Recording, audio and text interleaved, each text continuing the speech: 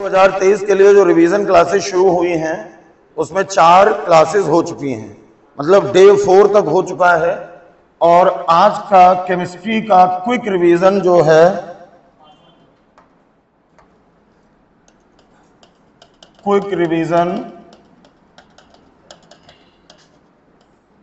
Day 5। Day 5 का मतलब ये हुआ कि डे 1, डे 2, डे 3, डे 4 हो चुका है। आज 5वां दिन है रिवीजन का। हो सकता है आप में से कुछ बच्चे ऐसे हों जो दोस्तों से सुनने के बाद कि अरे बड़ा अच्छा रिवीजन चल रहा, चलो क्लास करने चलते हैं, आज पहले दिन बैठे हो। तो ऐसे लोग, आज ये 5वीं क्लास है। डे 1, डे 2, डे 3, डे 4 ये चारों वीडियो YouTube पे अवेलेबल हैं। कोचिंग का जो YouTube का चैनल है उस पर, इसी कोचिंग का जो YouTube चैनल है उस पे अवेलेबल हैं। आप डे 1, डे 2, डे 3, डे 4 देख जरूर लेना, ताकि डे 5 में आज जो सीख के जाओगे इसके साथ साथ पीछे की चीजें भी आपको समझ में आ जाएं। और उन 4 दिन में बहुत कुछ मैंने करवा दिया है, बहुत फास्ट स्पीड में। ठीक, घर पे नोट्स बहुत ज्यादा मत बनाना, टाइम वेस्ट होगा। जब मैंने वीडियो उसका YouTube पे दे दिया है तो आपको क्या करना है कि एक पेज जब भर गया और मैंने पेज चेंज किया, तो जब पेज भर जाए उतना जब पढ़ लेना, वहीं पे वीडियो 2 सेकंड के लिए रोकना, स्क्रीनशॉट ले लेना और उसको अपने मोबाइल में सेव कर लेना और उसी से अच्छे से पढ़ लेना।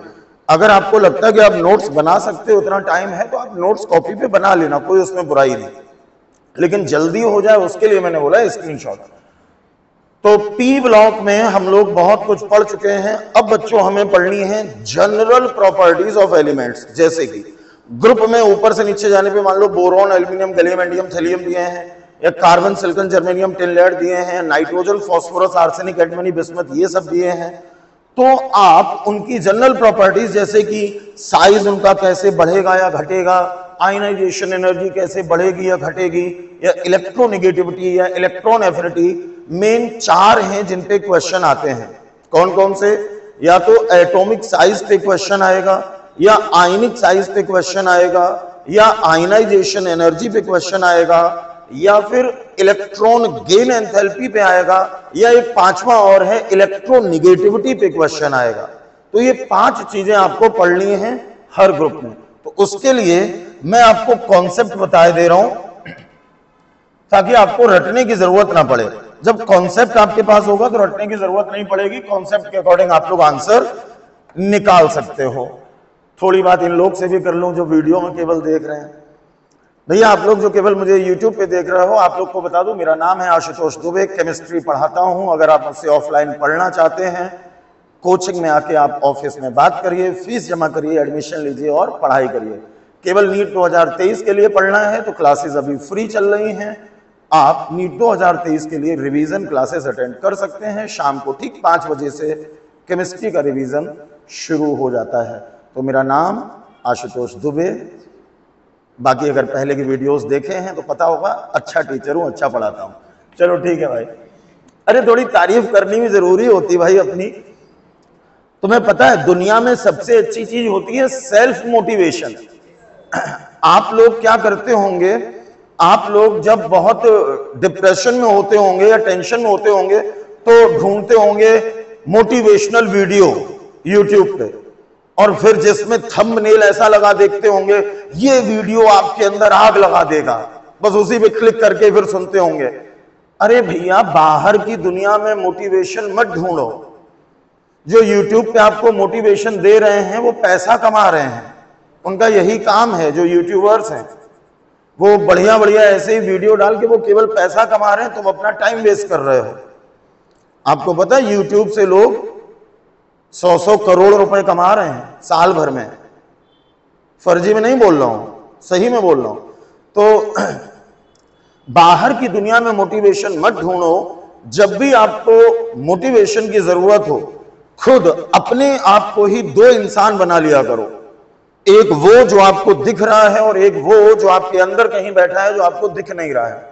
और जो अंदर आपके बैठा है जो आपको दिख नहीं रहा है, जो सोचता है, उसकी तरफ से अपने आप को मोटिवेशन दो कि अरे क्या कमी है मेरे अंदर, अभी 40 दिन का टाइम मेरे पास है नीट के लिए और 40 दिन में मैं इतना रिवीजन कर सकता हूं कि मैं अच्छे मार्क्स ला सकता हूं। अरे सिलेक्शन हो ना हो बात की बात है, लेकिन मैं इन 40 दिन में इतनी मेहनत से पढ़ूंगा, इतनी मेहनत से पढ़ूंगा कि मुझे ये अपने आप में एग्जाम देने के बाद ये बुरा फील ना हो कि मैंने मेहनत से पढ़ाई नहीं की। और भगवान कृष्ण ने तो गीता में कहा ही है, कर्म करो फल की इच्छा ना करो।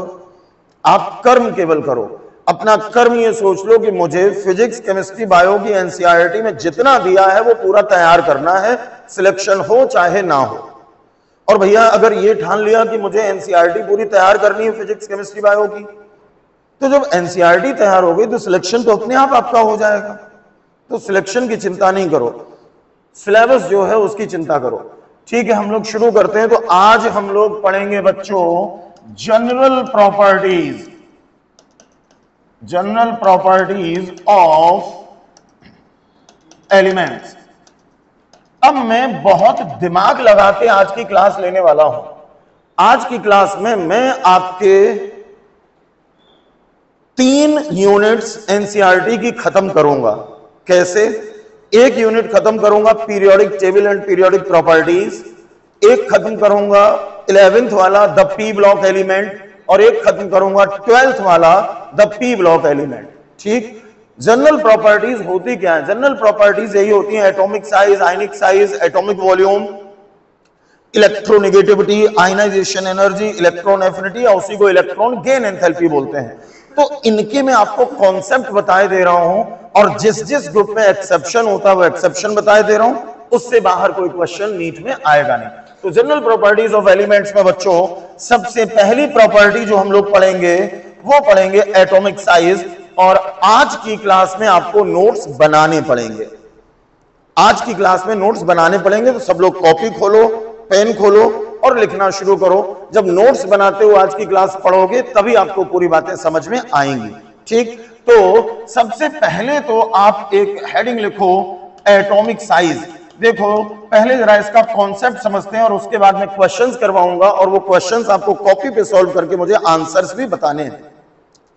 आप में से जो लोग मुझे वीडियो में देख रहे हैं यूट्यूब पर, आप लोग भी कॉपी पेन लेके बैठिए, और कॉपी पे अभी जब मैं क्वेश्चंस दूंगा तो कॉपी पे फटाफट आप क्वेश्चन लिखना और उसके बाद उसको सॉल्व करके नीचे कमेंट बॉक्स में उसका आंसर जरूर बताना कि आपने सही किया था या गलत किया था।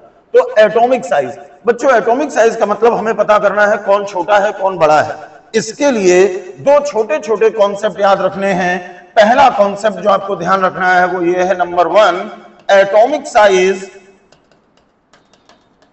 बहुत शॉर्ट में पढ़ाऊंगा, लेकिन 100% क्वेश्चंस की गारंटी है आज की क्लास के बाद। 100%, चाहे एक्सेप्शनल क्वेश्चंस हो चाहे नॉर्मल क्वेश्चंस हो, 100% क्वेश्चन सॉल्व होंगे। तो पहला कॉन्सेप्ट आपको इसमें लगाना है एटॉमिक साइज। मैं थोड़ा इसका कलर चेंज करूं क्योंकि हेडिंग मैंने येलो लिया था, तो ये व्हाइट कर दूं। पहला कॉन्सेप्ट लगाना है एटॉमिक साइज, और यहां पर आपको लिखना है atomic size directly proportional to, atomic size directly proportional to number of shell. पहला कॉन्सेप्ट क्या लिखा? Directly proportional to number of shell. और उसके बाद बच्चों दूसरा कॉन्सेप्ट आपको लगाना है एटॉमिक साइज। बस इतने से ही सारे क्वेश्चन सॉल्व हो जाएंगे। Atomic size inversely proportional to atomic number. अगर ये 2 बातें आपको याद हैं तो एटॉमिक साइज का कोई भी क्वेश्चन कभी भी आपसे गलत नहीं होगा। लेकिन इस दूसरे वाले कॉन्सेप्ट में एक छोटी सी बात होती है जो आपको ध्यान रखनी है। अगर वो बात भूल गए तो क्वेश्चन बच्चों गलत हो जाएगा। बात क्या है? ये जो है atomic size inversely proportional to atomic number, ये कॉन्सेप्ट आपको केवल और केवल उन लोगों में लगाना है, ये वाला, ये केवल उनमें लगाना है जिनमें शेल का नंबर इक्वल हो। मैंने क्या बोला? यहीं पे लिखे दे रहा हूं। ये वाला जो कॉन्सेप्ट है, ये कॉन्सेप्ट केवल उन्हीं एलिमेंट्स में, ये कॉन्सेप्ट केवल उन्हीं एलिमेंट्स में यूज होगा जिनमें शेल का नंबर इक्वल इक्वल है, जिनमें शेल का नंबर इक्वल इक्वल है। यह बात बच्चों आप ध्यान रखना, जिनमें शेल का नंबर इक्वल इक्वल है। बस अभी देखो बहुत सारे क्वेश्चंस की प्रैक्टिस करवाने जा रहा हूं, घर पे जाके भी प्रीवियस ईयर क्वेश्चन जो PYQ होते हैं, आप किसी भी साल का कोई भी क्वेश्चन एटॉमिक साइज का उठा के देख लेना, मेरे तरीके से सॉल्व करना, आंसर बिल्कुल सही आएगा। अब जरा ध्यान दो, मैंने इस पे नंबर 1 लिखा और इस पे नंबर 2 लिखा, जरा बच्चों इसका भी मीनिंग समझो। देखो होता क्या है, टीचर आपको सब कुछ पढ़ा देता है, फिर भी आपके क्वेश्चन सॉल्व क्यों नहीं हो पाते? क्योंकि टीचर आपको यही सही से नहीं समझाते कि पहले कौन सा कॉन्सेप्ट लगाना है और बाद में कौन सा कॉन्सेप्ट लगाना है। बच्चों जब भी एटॉमिक साइज का क्वेश्चन होगा तो सबसे पहले मैंने जिस पे नंबर 1 लिखा है वही कॉन्सेप्ट आपको यूज करना पड़ेगा। सबसे पहले कॉन्सेप्ट लगेगा atomic size directly proportional to number of shell. अगर आपने सबसे पहले यह कॉन्सेप्ट लगा दिया कि atomic size inversely proportional to atomic number, answer हो जाएगा गलत। और नीट में क्वेश्चन छोड़ दो वो अच्छा है, गलत मत करो, क्योंकि छोड़ने पे मिलेगा 0 लेकिन गलत करने पे मिलेगा -1। यानी कि सही होने पे 4 नंबर मिलते, गलत होने पे -1 और हो गया। देखने में आपको लग रहा है एक ही तो माइनस हुआ, अरे एक माइनस नहीं हुआ, दूसरे बच्चे से आप 5 नंबर पीछे हो गए, 4 जो मिलते वो और एक माइनस, तो एक गलत क्वेश्चन आपको 5 नंबर पीछे ले जाता है। तो माइनस मार्किंग मत करना, नहीं आ रहा है आप बिल्कुल छोड़ दो उसको, ठीक है। जिन पे पूरा कॉन्फिडेंस हो उन्हीं को करना। हां थोड़ा बहुत रिस्क ले सकते हो, जैसे अगर 2 ऑप्शंस आपको समझ में आ रहे कि ये तो बिल्कुल हो ही नहीं सकते और 2 में डाउट हो कि ये सही या ये सही, तो दिल से अंतरात्मा से जिस ऑप्शन के बारे में पहली बार आपकी सोच आए कि ये है उसी को आंसर बताना। दोबारा में जब मन करे नहीं यार ये नहीं ये, तो दोबारा में जो मन में आया अगर उस पर आपने टिक किया तो बहुत हद तक चांस है माइनस मार्किंग हो जाएगी, क्योंकि हमारी जो अंतरात्मा होती है वो सही आंसर को पहले सजेस्ट करती है। ये आप कोचिंग के टेस्ट में भी करके देख लेना, मेरी बात एकदम 100% सही निकलेगी। अगर 2 ऑप्शंस में कंफ्यूजन हो तो पहली बार अंदर से जो आवाज निकलेगी बी, लेकिन फिर टिक करने से पहले आया नहीं यार सर ने ये भी पढ़ाया था, बी नहीं सी होगा। दोबारा में अगर आपका दिल कह रहा सी तो दोबारा वाले सी पे मत जाना, या तो क्वेश्चन छोड़ देना, और अगर रिस्क लेने का मन हो तो दिल से जो पहली बार आवाज निकली है उस आंसर को टिक करना, सही हो जाएगा। ठीक, ये अप्लाई करके देखना। लेकिन नीट में नहीं, नीट से पहले अभी एग्जाम में टाइम है, घर में जो ऑब्जेक्टिव क्वेश्चंस लगा रहे हो उनमें मेरी ये ट्रिक अप्लाई करके देखो, आपको लगेगा सर की ये ट्रिक सही है। जो पहली आवाज अंतरात्मा से आती है वही आंसर सही होता है। अब इसका मतलब ये भी नहीं कि चारों ऑप्शन में से किसी के बारे में कुछ नहीं पता और अंतरात्मा कह रही बी लगा दिया बी, अंतरात्मा कह रही सी लगा दिया सी। नहीं भैया, ऐसी तुक्केबाजी नहीं। ठीक, तो बच्चों अब जरा सुनो, मैंने नंबर 1 लिखा है atomic size directly proportional to number of shell. इसका मतलब जब भी आप क्वेश्चन करोगे तो सबसे पहले इसी कॉन्सेप्ट का इस्तेमाल करोगे। उसके बाद ये कॉन्सेप्ट केवल उन एलिमेंट्स में यूज होगा जिनमें शेल का नंबर इक्वल इक्वल है। अब बच्चों देखो, जब मैंने इतनी बात बता दी तो जल्दी से जरा पी ब्लॉक का क्वेश्चन हो या एस ब्लॉक का क्वेश्चन हो या डी ब्लॉक का क्वेश्चन हो, कोई भी कैसा भी क्वेश्चन हो आपसे सॉल्व हो जाएगा। वो मैं अभी आपको सॉल्व करवाने जा रहा हूं। ये कॉन्सेप्ट मैंने साइड में छोटा करके लिख दिया। अब जरा क्वेश्चन देखते हैं। जैसे सपोज करो आपके पास 4 लोग हैं और उनमें पूछा गया है लार्जेस्ट एटॉमिक साइज। बच्चों एटॉमिक साइज की जगह पर आपको नीट में एटॉमिक रेडियाई भी लिखा मिल सकता है। एटॉमिक रेडियाई लिखा हो या एटॉमिक साइज लिखा हो, एक ही बात है। मान लो आपको 4 ऑप्शंस दिए गए हैं, मैं एक क्वेश्चन दे रहा हूं। एक सपोज करो बच्चों आपको दिया गया है बोरॉन। अरे बोरॉन पी ब्लॉक में ही तो आता है, पहले मैं जरा पी ब्लॉक वाले ही करवाए दे रहा हूं। एक दिया है बोरॉन, एक दिया है मान लो कार्बन, एक दिया है क्लोरीन, ठीक। और एक दिया गया है ब्रोमीन। ये 4 दिए हैं और इनमें आपको पता करना है लार्जेस्ट एटॉमिक साइज। देखो ऐसे तो largest atomic size common sense से आपको समझ में आ रहा है कि ब्रोमीन आंसर होगा, वो कॉमन सेंस से ही समझ में आ गया। लेकिन मान लो ऑप्शंस ऐसे हो कि कॉमन सेंस आपका काम ना कर पा रहा हो, तो कॉन्सेप्ट भी यूज करना सीखो। बच्चों क्वेश्चंस करने के लिए सबसे पहले आप लोग इनके एटॉमिक नंबर लिख लिया करो। बोरॉन का एटॉमिक नंबर होता है 5, कार्बन का एटॉमिक नंबर 6, क्लोरीन का एटॉमिक नंबर 17 एंड ब्रोमीन का atomic number 35। Okay, atomic number लिखने के बाद फिर इनका हमेशा आप इलेक्ट्रॉनिक कॉन्फ़िगरेशन लिखना। मैं जो तरीका बता रहा हूं इस तरीके से चाहे जेई के प्रीवियस ईयर के क्वेश्चन हो, आईआईटी वाले, और चाहे नीट के, आपके 100% क्वेश्चन सॉल्व होंगे मेरे मेथड से। सबसे पहले क्या किया, एटॉमिक नंबर लिख लिया, और एटॉमिक नंबर लिखने के बाद बच्चों इनका जल्दी से electronic configuration 1s2 2s2 2p6 3s2, अरे ये तो लिखना आता है, ठीक। तो इलेक्ट्रॉनिक कॉन्फ़िगरेशन लिख लिया करो। 5 से इलेक्ट्रॉनिक कॉन्फ़िगरेशन आया 1s2 2s2 2p1, 6 से आया 1s2 2s2 2p2, 17 से आया 1s2 2s2 2p6 3s2 3p5, और ये जब सॉल्व करोगे तो आगे जाने पे ये 4s2 4p5 पे जाके खत्म होगा। लिख के देख लेना, ऐसे ही आएगा, ठीक। बच्चों सबसे पहले आपको पता करना है atomic size directly proportional to number of shell. इसका मतलब हमें सबसे पहले शेल का नंबर देखना होगा। शेल का नंबर कैसे निकाला जाता है, ध्यान से सुनना।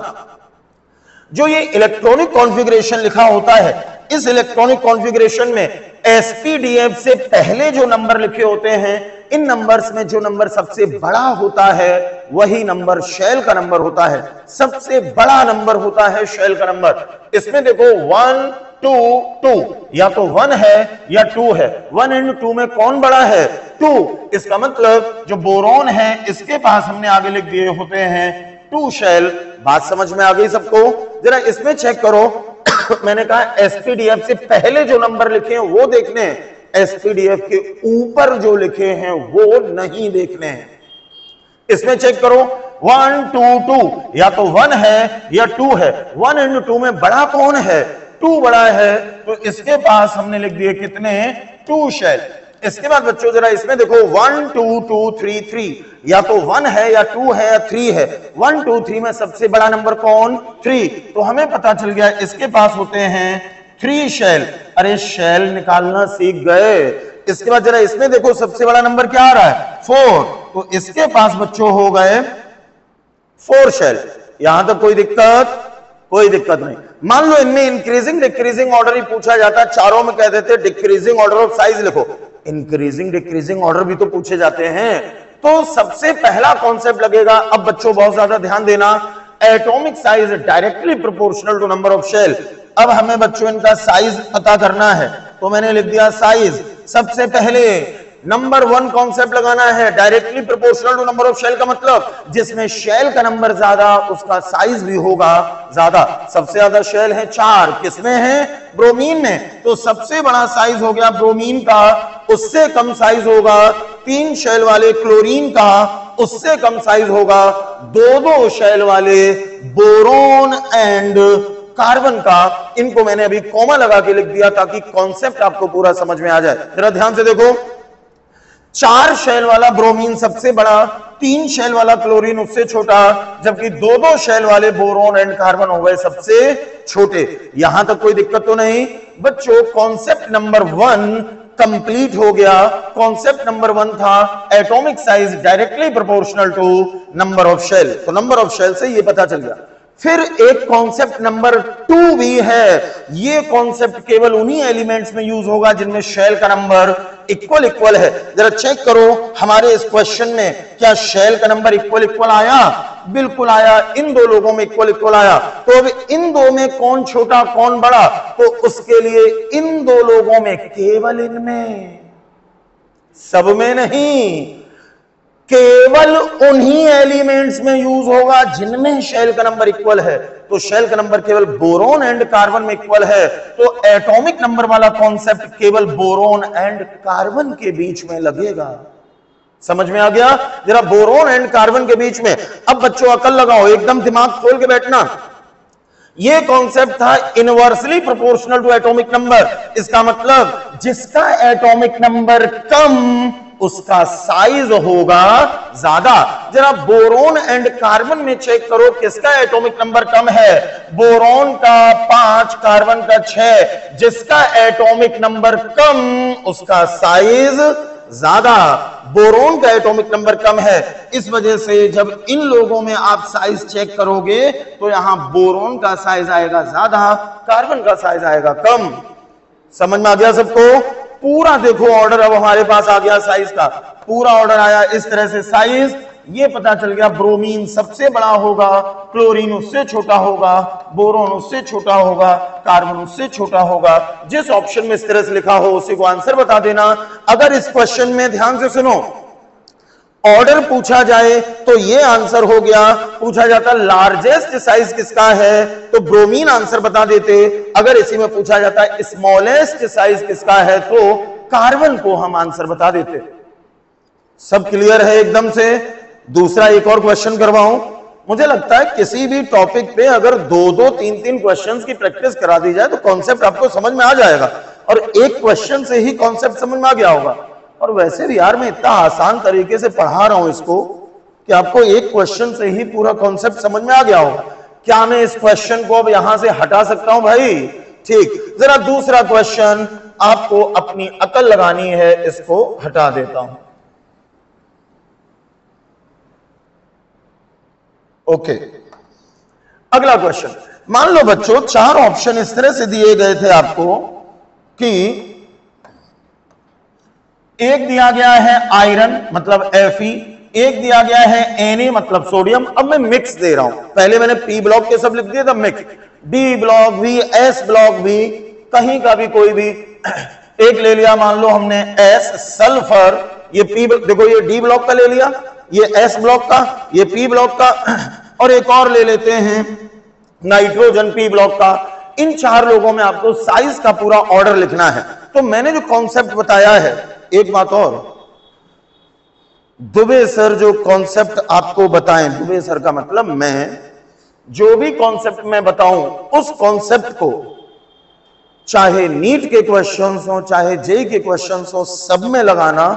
एक भी क्वेश्चन का आंसर गलत नहीं आएगा और एक भी क्वेश्चन में आपको कंफ्यूजन नहीं होगा, क्योंकि मैं वो ऑथेंटिक कॉन्सेप्ट्स बताता हूं जिनकी मदद से 100% क्वेश्चन सॉल्व होते हैं। बताने को टीचर्स बहुत सारी छोटी छोटी ट्रिक, बेटा ये ट्रिक लो वो ट्रिक लो, अब पता चला ये ट्रिक वो ट्रिक यानी 10 क्वेश्चन में तो लग रही है, अगले क्वेश्चन में वो ट्रिक अप्लाई नहीं हो रही और वही क्वेश्चन एग्जाम में आ गया, माइनस मार्किंग हो गई। तो ज्यादा ट्रिकबाजी नहीं करनी है, कॉन्सेप्ट के अकॉर्डिंग चलना है, क्योंकि पेपर सेट करने वाले के दिमाग में पता नहीं कौन सा एलिमेंट आ जाए और वो क्वेश्चन बना दे, है कि नहीं? तो कॉन्सेप्ट के अकॉर्डिंग आंसर बताना है। बच्चों जो तरीका बताया था वही तरीका हर क्वेश्चन में। तरीका क्या था? पहला काम सबका क्या लिखना था? एटॉमिक नंबर, यही तो मैंने सिखाया। तो पहला काम एटॉमिक नंबर लिखना है। आयरन का एटॉमिक नंबर 26, सोडियम का एटॉमिक नंबर 11, सल्फर का एटॉमिक नंबर 16, नाइट्रोजन का एटॉमिक नंबर 7। एटॉमिक नंबर लिखने के बाद दूसरा काम, जो मैं जब करूं उसी सीक्वेंस में चलना। दूसरा काम इनके इलेक्ट्रॉनिक कॉन्फ़िगरेशन, 26 से आएगा 1s2, 2s2, 2p6, 3s2, 3p6, 4s2, 3d6। अरे इलेक्ट्रॉनिक कॉन्फ़िगरेशन में जो 4s है ये 3d से पहले आ जाता है। ऑफ-बाउ प्रिंसिपल तो पढ़ा होगा आपने, ऑफ-बाउ प्रिंसिपल के अकॉर्डिंग 4s पहले आ जाता है, 3d बाद में आता है। पूछा जाए अगर 4s पहले क्यों आता है, बात नहीं करो। क्वेश्चन पूछा जाए 4s पहले क्यों आता है, 3d बाद में क्यों आता है, एक बात ध्यान रखना, जो पहले है उसकी एनर्जी बताना कम और जो बाद में है उसकी एनर्जी बताना ज्यादा। तो आप ऐसा ऑप्शन देखना जिसमें लिखा मिले कि 4s की एनर्जी होती है कम जबकि 3d की एनर्जी होती है ज्यादा। ये जो इलेक्ट्रॉनिक कॉन्फ़िगरेशन होता है ये एनर्जी के इंक्रीजिंग ऑर्डर में होता है। एनर्जी भैया जनरल प्रॉपर्टीज हेडिंग लिखा जरूर था, लेकिन जनरल प्रॉपर्टीज के साथ साथ कॉन्सेप्ट भी सीखने को मिलेंगे आज की क्लास में, सुनना ध्यान से। तो ये एनर्जी का इंक्रीजिंग ऑर्डर होता है, इसका मतलब 1s की एनर्जी सबसे कम, उससे ज्यादा एनर्जी 2s की, उससे ज्यादा एनर्जी 2p की, उससे ज्यादा एनर्जी 3s की, उससे ज्यादा एनर्जी 3p की, उससे ज्यादा एनर्जी 4s की, और उससे भी ज्यादा एनर्जी होती है 3d की। जब हम लेफ्ट टू राइट जाते हैं तो एनर्जी इंक्रीज करती चली जाती है। बच्चों अब जरा सोडियम में देखो, 11 से आएगा 1s2 2s2 2p6 3s1, ये आएगा 1s2 2s2 2p6 3s2 3p4, और ये आएगा 1s2 2s2 2p3। आप में से जिन लोगों को इलेक्ट्रॉनिक कॉन्फ़िगरेशन नहीं निकालना आता है, तो मुझे लगता है नीट 2023 के लिए आप बेकार में तैयारी कर रहे हो। मैं इस तरह की बातें बोलता नहीं हूं बच्चों से, लेकिन ये कोई आपको डिमोरलाइज करने की बात नहीं है, ये आपको आईना दिखाने की बात है। अगर मार्च के महीने में, वो भी आज 18 तारीख है, आपको इलेक्ट्रॉनिक कॉन्फ़िगरेशन नहीं आता, आप 2023 की चिंता छोड़िए, आप 2024 या 25 की तैयारी करिए। ठीक भाई? तो जल्दी से देखो, बीच बीच में लोग को भी ज्ञान देना जरूरी होता है, क्योंकि यूट्यूब वाले बहुत बोर आते हैं, अरे सर ये कैसे हो गया, अरे सर वो कैसे हो गया, तो यूट्यूब वाले बड़े बोर आते हैं। ठीक, अब बच्चों हमें क्या करना है, अब हमें इनमें शेल का नंबर लिखना है। शेल का नंबर बोर्ड पे देखो, क्या आयरन में 3 शेल होंगे? नहीं, मैंने बोला था जो सबसे बड़ा नंबर है वो होता है शेल का नंबर, सबसे बड़ा नंबर। मैंने एक बार भी ये नहीं बोला कि जो नंबर सबसे लास्ट में आए उसको शेल का नंबर बताना। मेरे शब्दों पे भी ध्यान दो, इसी वजह से ध्यान से पूरी बात सुनो। जो सबसे बड़ा नंबर है वो शेल का नंबर है। जरा सबसे बड़ा नंबर देखो, 1 2 2 3 3 4 3, या तो 1 है या 2 है या 3 है या 4 है। इनमें सबसे बड़ा नंबर कौन सा है? 4। तो आयरन में आप शेल का नंबर बताओगे 4। बात समझ में आई? इसका मतलब सबसे लास्ट से मतलब नहीं है, सबसे बड़े नंबर से मतलब है। वो सबसे बड़ा नंबर चाहे लास्ट में आए, चाहे बीच में आए, चाहे शुरू में आए, कहीं पे भी आए उससे मतलब नहीं। जहां पर भी सबसे बड़ा नंबर मौजूद होगा वो सबसे बड़ा नंबर ही हमेशा शेल का नंबर होता है। क्लियर? तो बच्चों इसमें 4 शेल हो गए। जरा सोडियम में देखो कितने शेल होंगे। इसमें सबसे बड़ा नंबर 4 था, सोडियम में सबसे बड़ा नंबर 3 है, तो इसके पास हो गए कितने? 3 शेल। जरा इसमें देखो सबसे बड़ा नंबर क्या है, इसमें भी 3 है, तो इसके पास हो गए 3 शेल। इसमें सबसे बड़ा नंबर 1 2 2, या तो 1 है या 2, बड़ा कौन है? 2, तो इसके पास हो गए बच्चों 2 शेल। अरे पिछले क्वेश्चन में भी तो यही किया था। इसके बाद देखो बच्चों, अब आपको पता करना है, अब आपको पता करना है साइज। तो मैंने यहां पे लिख दिया साइज। जरा ध्यान से देखो, क्या सबसे पहले इन लोगों के एटॉमिक नंबर देखोगे? नहीं, मैंने बोला एटॉमिक नंबर वाला कॉन्सेप्ट बाद में लगाना है, जिसको मैंने नंबर 1 लिखा है वो कॉन्सेप्ट पहले लगाना है। तो सबसे पहले एटॉमिक नंबर मत देखना, सबसे पहले क्या देखना है? नंबर ऑफ शेल आपको देखना है। जरा चेक करो बच्चों, शेल का नंबर 4 3 3 2, और कॉन्सेप्ट कहता है atomic size directly proportional to number of shell, जिसमें शेल का नंबर ज्यादा, साइज भी ज्यादा। शेल का नंबर किसने सबसे ज्यादा है? 4 शेल आ रहे हैं Fe में। इसका मतलब हमें पता चला Fe सबसे बड़ा है, 4 शेल से कम होगा, छोटा कम साइज होगा 3 3 शेल वाले लोगों का। ये Na, मैंने साथ लिख दिए। समझ में आया साथ में क्यों लिखे? क्योंकि दोनों में शेल का नंबर बराबर है। पिछले क्वेश्चन में भी यही मेथड लगाया था, और उससे भी कम साइज होगा 2 शेल वाले नाइट्रोजन का, तो ये लिख दिया यहां पे। कॉन्सेप्ट नंबर 1 हो गया पूरा। ठीक, अब आपको इन 2 लोगों के साइज को अलग अलग पता करना है, इन 2 में अलग अलग पता करना है। तो देखो ये वाला जो कॉन्सेप्ट है inversely proportional to atomic number, मैंने बोला ये कॉन्सेप्ट केवल उन्हीं एलिमेंट्स में यूज होगा जिनमें शेल का नंबर इक्वल इक्वल है। जरा चेक करो, सोडियम एंड सल्फर में शेल का नंबर इक्वल है 3 3, तो इन 2 में लगेगा ये वाला कॉन्सेप्ट। और ये कॉन्सेप्ट कहता है कि जिनमें शेल का नंबर इक्वल, उनमें जिसका एटॉमिक नंबर कम, साइज होगा ज्यादा। तो जरा सोडियम एंड सल्फर में चेक करो किसका एटॉमिक नंबर कम है, सोडियम का। तो जब आप यहां पर साइज देखोगे तो सोडियम का एटॉमिक नंबर कम है और कम एटॉमिक नंबर की वजह से सोडियम का साइज होगा ज्यादा, जबकि सल्फर का साइज होगा कम। हमें बच्चों यहां से पूरा आंसर साइज का मिल गया। पूरा आंसर इस तरह से आया, साइज सबसे बड़ा है Fe, उससे छोटा है Na, उससे छोटा है S और उससे छोटा है N। इसी क्वेश्चन में अगर डिक्रीजिंग ऑर्डर पूछा जाता, जिस ऑप्शन में ऐसे लिखा होता आंसर हो गया, लार्जेस्ट पूछा जाता तो आंसर आयरन हो गया, स्मॉलेस्ट साइज पूछा जाता तो आंसर नाइट्रोजन हो गया। दो क्वेश्चन रिवीजन के लिए बहुत थे। पूरी बात आपको समझ में आ गई होगी। अब बच्चों इन दो क्वेश्चंस के बाद आपको कुछ एक्सेप्शंस पे ध्यान देना है। साइज में कुछ एक्सेप्शन भी होते हैं, उन पे जरा ध्यान देते हैं। तो एक्सेप्शन, ये भैया जरा ध्यान से देखना, एक्सेप्शन इन साइज। तो साइज में जो एक्सेप्शन होता है उसमें एक एक्सेप्शन तो बच्चों थर्ड ए ग्रुप में होता है और इसी को ग्रुप 13 बोला जाता है। थर्ड ए और ग्रुप 13, ये एक्सेप्शन मैं आपको कल वाली क्लास में बता के भी गया हूं।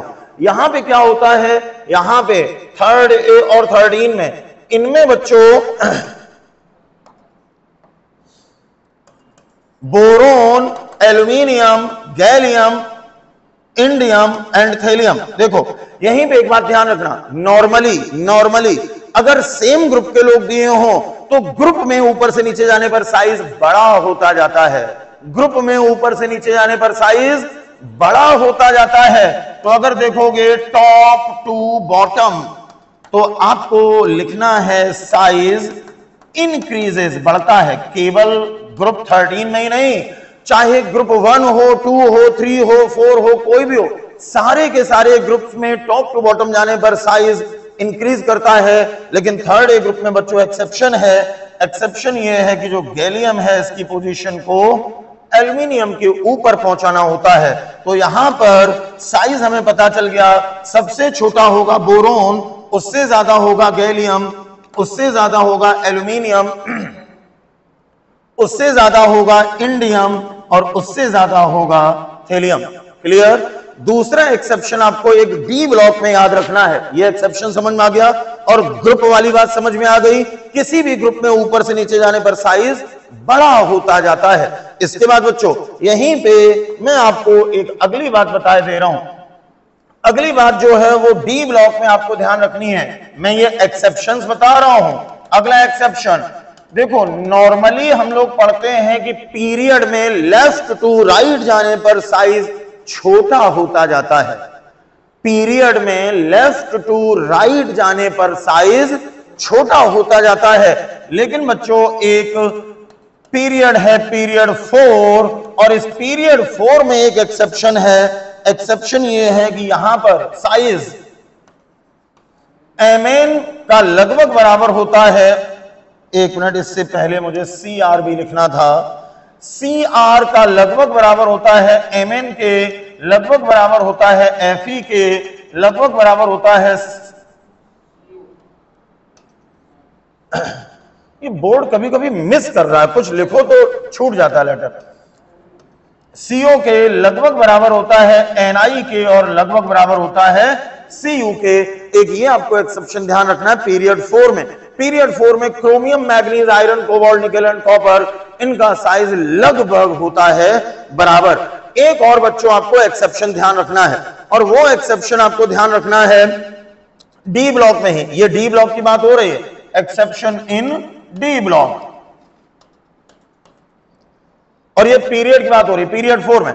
इसके बाद अगला एक एक्सेप्शन बच्चों आपको ध्यान रखना है, जो ग्रुप हमारे हैं डी ब्लॉक में, मैं लिखे दे रहा हूं डी ब्लॉक, जरा ध्यान दो।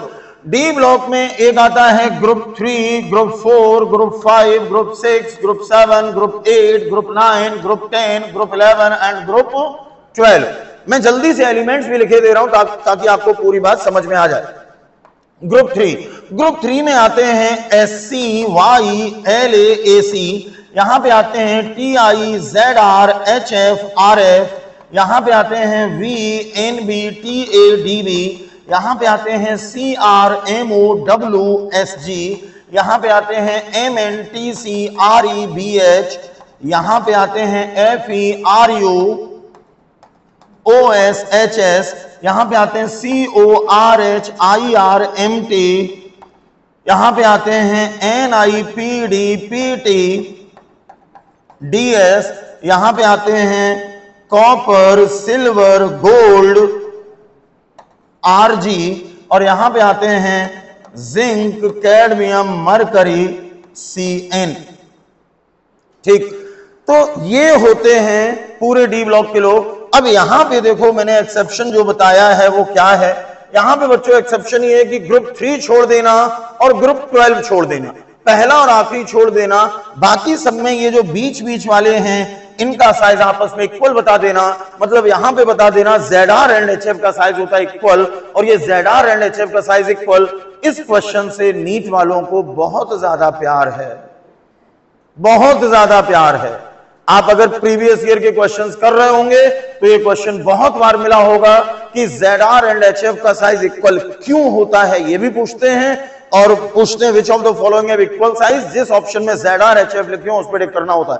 केवल ZR HF नहीं, NBTA इनका भी साइज इक्वल होता है, MOW का आपस में इक्वल होता है, TCRE का इक्वल होता है, RUOS, RHIR, PD, PT, AG, AU लगभग इक्वल। हालांकि इतने आगे के आपसे पूछे नहीं जाते क्योंकि वो आपके सिलेबस में नहीं है। बच्चों साइज भी छोटा बड़ा उन्हीं में पूछते हैं नीट वाले जो एलिमेंट्स आपके सिलेबस में हैं। बताने को मैंने पूरा डी ब्लॉक बता दिया, लेकिन इन सबके साइज वाइज के क्वेश्चन आपके उसमें नहीं है, तो वो नहीं लिखे मिलेंगे आपको। ZR HF NBTA MOW इन 3 तक के क्वेश्चन जो नीट में पूछे जाते हैं, लेकिन ये आगे तक इक्वल होता है। इसका मीनिंग समझो, इसका मीनिंग ये है कि ZR एंड HF का साइज इक्वल है, NBTA का इक्वल है, MOW का इक्वल है, TCRE का इक्वल है। अरे जिनको मैंने हाईलाइट किया इनका साइज आपस में इक्वल होता है। इंपॉर्टेंट क्वेश्चन अब ये है, पूछा जाए इनका साइज इक्वल होता क्यों है, जिस ऑप्शन में लिखा मिले ड्यू टू लेंथेनाइड कॉन्ट्रैक्शन उसी पे टिक कर देना, आंसर हो जाएगा। लेंथेनाइड कॉन्ट्रैक्शन क्या होता है उसके लिए मैं एक टर्न पे डी ब्लॉक एफ ब्लॉक पूरा आपको रिवाइज करवाऊंगा। जैसे ये रिवीजन चल रहा है इसी में अगले किसी दिन में डी ब्लॉक एफ ब्लॉक जब रिवाइज करवाऊंगा उस दिन आपको लेंथेनाइड कॉन्ट्रैक्शन पूरा समझा दूंगा होता क्या है। ठीक, तो वजह इसकी लिख लो, इन लोगों का साइज इक्वल क्यों है, ड्यू टू लेंथेनाइड कॉन्ट्रैक्शन। बच्चों साइज की बात यहीं पे होती है, एटॉमिक साइज की बात यहीं पे होती है, खत्म। अगले टाइप के जो क्वेश्चंस बन सकते हैं, यहां तक क्लियर हो गया भैया। अब मैं पेज यहां से चेंज कर रहा हूं। इसके बाद अगले टाइप के जो क्वेश्चंस होंगे वो आइसो इलेक्ट्रॉनिक लोगों पे पूछे जाते हैं। आइसो इलेक्ट्रॉनिक, तो पहले तो आपको ये पता होना चाहिए कि आइसो इलेक्ट्रॉनिक होते क्या हैं। बच्चों आइसो इलेक्ट्रॉनिक नाम से ही समझ में आ रहा है, आइसो का मतलब होता है इक्वल और इलेक्ट्रॉनिक का मतलब होता है इलेक्ट्रॉन। तो आइसो का मतलब हो गया इक्वल और इलेक्ट्रॉनिक का मतलब हो गया इलेक्ट्रॉन। जिनमें इलेक्ट्रॉन का नंबर इक्वल हो उनको आइसो इलेक्ट्रॉनिक कहा जाता है। और जो आइसो इलेक्ट्रॉनिक होते हैं इन लोगों में साइज, इनका जो साइज है यहां पर बस एक छोटी सी बात लगाना, inversely proportional to atomic number, और कुछ भी आपको करने की जरूरत नहीं पड़ेगी। यहां शेल वेल कुछ देखने की जरूरत नहीं, क्योंकि जो आइसो इलेक्ट्रॉनिक होते हैं उनमें शेल का नंबर इक्वल होता है। तो ये जो पीछे वाले पेज पे बातें बताई थी वो बातें अब खत्म हो चुकी हैं, ये अब बिल्कुल नई बात शुरू हुई है आइसो इलेक्ट्रॉनिक के लिए। और इनमें मैंने बोला इनका साइज होता है inversely proportional to atomic number. साथ ही साथ यहां पर बच्चों एक ट्रिक भी हमें लगा देनी होती है ताकि हमारा समय बच जाए। ये तो मैंने कॉन्सेप्ट बता दिया। ट्रिक ये होती है कि जो आइसो इलेक्ट्रॉनिक होते हैं उनमें जो साइज है वो नेगेटिव से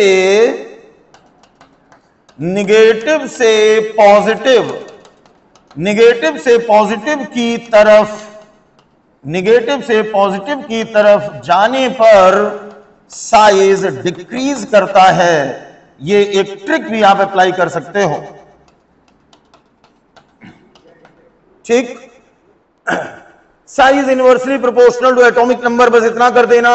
कॉन्सेप्ट ये है, चाहे कॉन्सेप्ट लगाओ चाहे ट्रिक लगाओ, आंसर वही रहेगा, आंसर चेंज नहीं होगा। ठीक, जैसे मैं आपको एक क्वेश्चन दे रहा हूं, आपको पता करना है उनमें साइज। देखो बच्चों, मान लो मैं कई सारे लोग लिखे दे रहा हूं, एक आपको दिया गया है K प्लस, एक दिया है Cl माइनस, एक दिया है Ca प्लस 2, एक दिया है S माइनस 2 और एक दिया हुआ है Ar। इतने लोग दिए हैं और इन लोगों में आपको साइज पता करना है। तो साइज पता करने के लिए देखो, अब आपको एक चीज समझ में आ गई कि जो आयन है इनमें थोड़ा सा तरीका अलग लगाना है। ये मैंने जो जब एटॉमिक साइज लिखा था बच्चों, एटम होता है न्यूट्रल। एटॉमिक साइज जब मैं बोल रहा हूं तो इसका मतलब एटम का साइज है, एटम होता है न्यूट्रल। तो ये सब न्यूट्रल न्यूट्रल जब दिए होते हैं तब हमने ये कॉन्सेप्ट लगाए थे। अब अगर ऐसा हो कि पॉजिटिव नेगेटिव चार्ज दिया और उन्हीं के साथ में अगर कोई न्यूट्रल वाला दिया है तो वो इसी कॉन्सेप्ट से ही सॉल्व करना है। ठीक, जब सारे लोग न्यूट्रल हों तो ये जो पीछे वाले पेज पे हमने बातें पढ़ी थी इससे आप आंसर निकालना। और अगर पॉजिटिव नेगेटिव चार्ज दिया हो तो पहले जरा देखो तरीका क्या लगाओगे। हम एक काम करेंगे, इनके एटॉमिक नंबर लिखेंगे एंड इनके इलेक्ट्रॉन का नंबर लिखेंगे। एक तरफ मैंने लिख दिया एटॉमिक नंबर, पहले जरा एटॉमिक नंबर लिख लेता हूं। पोटेशियम का एटॉमिक नंबर होता है 19, क्लोरीन का एटॉमिक नंबर 17, कैल्शियम का एटॉमिक नंबर 20, सल्फर का 16 एंड आर्गन का 18।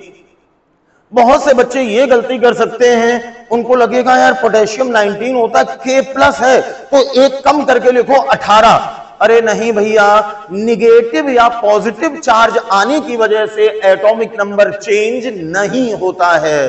एटॉमिक नंबर कांस्टेंट रहता है। किसी भी एटम पर चाहे जितना नेगेटिव चार्ज आ जाए चाहे जितना पॉजिटिव चार्ज आ जाए, एटॉमिक नंबर चेंज नहीं होता। जैसे अगर मान लो, समझाने के लिए बता रहा हूं, O का एटॉमिक नंबर आप ऐसे लिखते हो 8, तो अगर क्वेश्चन में कहीं पे O minus, O minus 2, O plus 2, O plus 1 कुछ भी लिखा हो, जब आप एटॉमिक नंबर लिखोगे तो सबका 8 8 8 8 8 ऐसे ही लिखोगे। प्लस माइनस की वजह से एटॉमिक नंबर चेंज नहीं होता है। ठीक, तो कुछ छोटी छोटी गलतियां जो एग्जाम में करते हो वो समझा रहा हूं।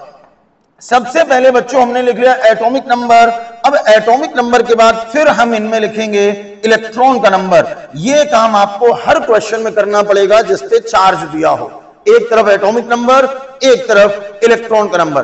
पहले आपने अगर किसी टीचर से पढ़ा होगा, उन्होंने भी ऐसे ही पढ़ाया होगा। मैंने सिंपल तरीके से एटॉमिक नंबर लिख दिया, इसी को टीचर लोग शॉर्ट में लिख देते हैं Z और इसी को शॉर्ट में लिख देते हैं E। अरे आपने Z एंड E ऐसे हो सकता है किसी ने पढ़ा हो, तो वो Z और E कुछ नहीं है। Z होता है एटॉमिक नंबर, E होता है इलेक्ट्रॉन, वही मैंने लिखे। अब हमें लिखने इलेक्ट्रॉन। बच्चों इलेक्ट्रॉन पता करने का तरीका समझो। अगर माइनस चार्ज है तो एटॉमिक नंबर में उतना ही ऐड कर देते हैं, जोड़ देते हैं, और अगर प्लस चार्ज है तो एटॉमिक नंबर से उतना ही माइनस कर देते हैं। देखो K प्लस में इलेक्ट्रॉन पता करने तो ये 19 है, 19 में से एक माइनस करो, कितना बचा? 18। यहां पे माइनस है तो माइनस को ऐड किया जाता है, तो 17 में एक ऐड करो 18, यहां पे फिर छूट गया 18। यहां पे प्लस 2 है तो 20 में से 2 माइनस करो, कितना बचा? 18। यहां पे माइनस 2 है तो 16 में 2 जोड़ दो, कितना आया? 18। अरे माइनस को जोड़ा जाता है, प्लस को घटाया जाता है। इसके बाद इस पे ना प्लस है ना माइनस है, तो इसको 18 ही लिखना है। चेक करो 18 18 18 18 18, ये सारे के सारे लोग में इलेक्ट्रॉन का नंबर बराबर बराबर आया। इसका मतलब ये लोग हैं आइसो इलेक्ट्रॉनिक। और बच्चों जब ये आइसो इलेक्ट्रॉनिक हैं तो साइज पहले कॉन्सेप्ट से आंसर निकालेंगे, कॉन्सेप्ट से। और कॉन्सेप्ट कहता है कि size inversely proportional to atomic number. इसका मतलब जिसका एटॉमिक नंबर कम उसका साइज ज्यादा। जरा ढूंढो इनमें सबसे कम एटॉमिक नंबर 16 है, तो एटॉमिक नंबर सबसे कम 16 है, तो S-2 का साइज सबसे ज्यादा। 16 से ज्यादा 17 तो साइज हुआ छोटा, 17 से ज्यादा 18 साइज हो गया और भी छोटा, 18 से ज्यादा 19 साइज हो गया और भी छोटा, और 19 से ज्यादा था 20 तो साइज हो गया उससे भी छोटा। देखो पूरा ऑर्डर पता चल गया। अगर हम कॉन्सेप्ट से ना लगाते, ट्रिक से लगाते, तब भी देखो वही आंसर आता। निगेटिव से पॉजिटिव की तरफ, ये की है, की तरफ जाने पर साइज डिक्रीज करता है। देखो -2, -1, 0, +1, +2, निगेटिव से पॉजिटिव की तरफ जाने पर साइज छोटा होता जा रहा है। समझ में आ गया ये क्वेश्चन? जरा एक क्वेश्चन और फटाफट देखो आइसोइलेक्ट्रॉनिक का, इसको साफ कर दूं बच्चों? अब तुम मना भी करोगे तब भी साफ करूंगा, क्योंकि इसके आगे पढ़ाना है। जरा अगला क्वेश्चन देखो। मान लो आपको ऐसे दिए थे, एक दिया था Na+, एक दिया था O-2, एक दिया था F- और एक दिया था C-4। आपको इनमें साइज पता करना है। जल्दी से देखो, बस दो क्वेश्चन बहुत हैं। दूसरा क्वेश्चन, मैंने जो तरीका बताया था वही तरीका अप्लाई करो। एक तरफ हमने क्या लिखा, एटॉमिक नंबर, सोडियम का एटॉमिक नंबर 11, ऑक्सीजन का एटॉमिक नंबर 8, फ्लोरीन का 9, कार्बन का 6। बच्चों दूसरी तरफ क्या लिखा जाता है? दूसरी तरफ लिखते हैं इलेक्ट्रॉन। जरा इलेक्ट्रॉन लिख लेते हैं। अगर प्लस है तो उतना ही माइनस करना है। 11 में से 1 माइनस करो, 10 इलेक्ट्रॉन। माइनस को जोड़ा जाता है, 8 में 2 जोड़ दो, इसके पास 10 इलेक्ट्रॉन। 9 में 1 जोड़ दो, 10 इलेक्ट्रॉन। और 6 में 4 जोड़ दो, 10 इलेक्ट्रॉन। चेक करो, 10 10 10 10 10। ये लोग भी कैसे आ गए? आइसो इलेक्ट्रॉनिक आ गए। और बच्चों अगर आइसो इलेक्ट्रॉनिक हैं, जरा कॉन्सेप्ट के अकॉर्डिंग पहले आंसर निकालो। कॉन्सेप्ट कहता है आइसो इलेक्ट्रॉनिक में size inversely proportional to atomic number. जिसका एटॉमिक नंबर कम उसका साइज ज्यादा। जरा चेक करो किसका एटॉमिक नंबर सबसे कम है? कार्बन का, तो C-4 का साइज होगा सबसे ज्यादा। 6 से ज्यादा एटॉमिक नंबर है 8, तो साइज हो गया छोटा। 8 से ज्यादा एटॉमिक नंबर है 9, साइज हो गया और भी छोटा। 9 से ज्यादा है 11, साइज हो गया और भी छोटा। ये आ गया आंसर। अगर ट्रिक के अकॉर्डिंग देखोगे तब भी निगेटिव से पॉजिटिव की तरफ जाने पर साइज डिक्रीज करता है। देखो -4, -2, -1 और फिर इधर प्लस। ये मोर निगेटिव से लेस निगेटिव होते हुए पॉजिटिव की तरफ ही तो जा रहे हो। अरे अब तो कर लेोगे भाई। तो अब इस तरह के क्वेश्चंस में भी दिक्कत आपको नहीं आनी चाहिए।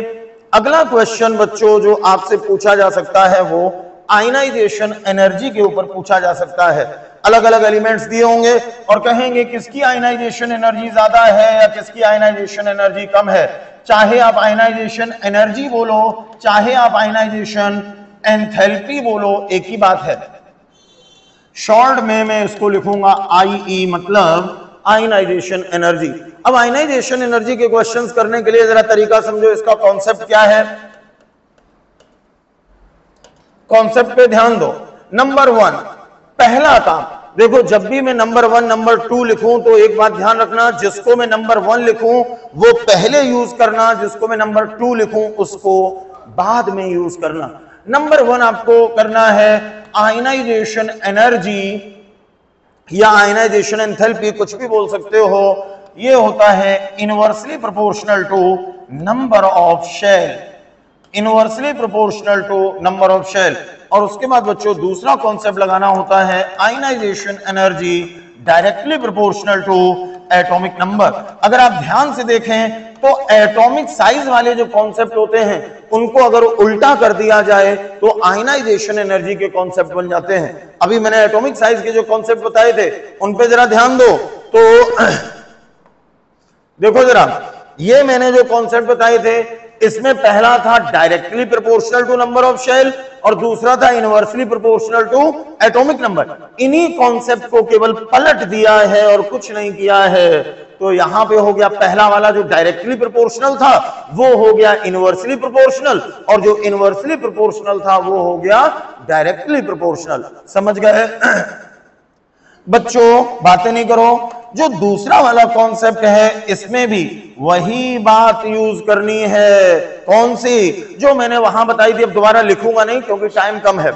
ये वाला कॉन्सेप्ट केवल उन एलिमेंट्स में लगेगा जिनमें शेल का नंबर इक्वल है। ठीक सुन लिया ध्यान से। दूसरा वाला कॉन्सेप्ट केवल उनमें लगेगा जिनमें शेल का नंबर इक्वल है, बिल्कुल उसी तरह से जैसे मैंने एटॉमिक साइज में बताया था। लेकिन बच्चों इस वाले कॉन्सेप्ट में एक्सेप्शन भी आपको ध्यान रखना होता है।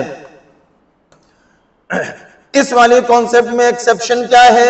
एक्सेप्शन होता है ionisation energy of second day group. Second day का मतलब group 2 alkaline earth metal, beryllium, magnesium, calcium, strontium, barium, radium की बात हो रही है। इनकी आयनाइजेशन एनर्जी ज्यादा होती है in comparison to ionisation energy of third day. Third day का ही मतलब होता है ग्रुप 13। थर्ड डे बोलो चाहे ग्रुप 13 बोलो, ग्रुप 13 का मतलब हो गया boron, aluminium, gallium, indium, thallium की बात हो रही है।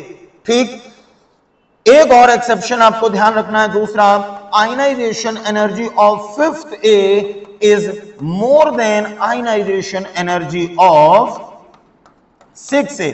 बच्चों फिफ्थ ए का मतलब है ग्रुप 15। फिफ्थ ए का मतलब ग्रुप 15। ग्रुप 15 का मतलब nitrogen, phosphorus, arsenic, antimony, bismuth की बात हो रही है। और 6 ए का मतलब ग्रुप 16 यानी oxygen, sulphur, selenium, tellurium and polonium की बात हो रही है। ठीक, तो ये दो एक्सेप्शन आपको ध्यान रखने। अब आयनाइजेशन एनर्जी का कोई भी क्वेश्चन पूछ लिया जाए आपसे गलत नहीं होगा, बस इतना कॉन्सेप्ट आपको ध्यान रखना था। ये कॉन्सेप्ट मैंने थोड़ा छोटा कर दिया साइड में ताकि क्वेश्चंस करवाने के लिए जगह मिल जाए। देखो बच्चों, जल्दी से क्वेश्चन पे ध्यान दो। क्वेश्चन एक है जिसमें आपको बताना है लार्जेस्ट मतलब हाईएस्ट आयनाइजेशन एनर्जी। ठीक, इंक्रीजिंग डिक्रीजिंग ऑर्डर पूछा जाए या हाईएस्ट पूछी जाए या लीस्ट मतलब सबसे कम पूछी जाए, कुछ भी पूछ सकते हैं। जरा ऑप्शंस लिखते हैं।